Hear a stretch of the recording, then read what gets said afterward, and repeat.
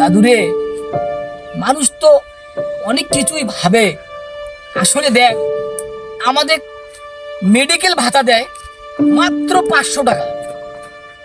একটা যদি আমরা ডাক্তারের কাছে যাই চিকিৎসার জন্যে, ডাক্তারের প্রেসক্রিপশন করে নিতে কিংবা তাকে দেখাতে 1000 টাকা থেকে 1500 টাকা লাগে। এর সঙ্গে গাড়ি ভাড়া, ঔষধপত্র, কিভাবে আমরা ভালো ডাক্তারের কাছে গিয়ে ভালো চিকিৎসা হই? আমরা যারা শিক্ষক, আমাদের পরিবারের মানুষজন ভালো কোনো চিকিৎসা পায় না, বিনা চিকিৎসায় মারা যায়। আমরা নাকি বলে জাতি গড়ার কারিগর।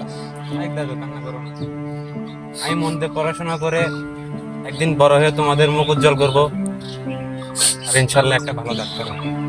দেখ, আরো নাকি বলে আমরা মানুষ গড়ার কারিগর, অথচ আমরা বাসা ভাড়ার জন্য মাত্র 1000 টাকা পাই। 1000 টাকা দিয়ে কোনো বাসা ভাড়া হয়? বল তুই, এভাবে কি একজন শিক্ষকের জীবন চলে? আমরাই তো এই মন্ত্রী, এই ব্যারিস্টার, এই সকল বড় বড় অফিসার তৈরি করেছি, কিন্তু এই শিক্ষক জাতি বর্তমানে খুবই অবহেলিত। দাদুরে, সেদিনের দৃশ্য দেখে আমি আমার চোখের পানি ধরে রাখতে পারিনি।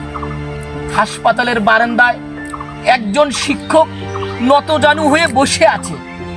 আমি যা সালাম দিয়ে জিজ্ঞেস করলাম, স্যার আপনি এভাবে বসে আছেন কেন? সে আমাকে বলল, বাবারে, আমি টাকার অভাবে তোমার ম্যাডামের চিকিৎসা করতে পারছি না, ঔষধ নিতে পারছি না। আমি এমন হতভাগা যে আমি আমার স্যারকে যে কিছু টাকা দেব সে ক্ষমতা আমার নাই।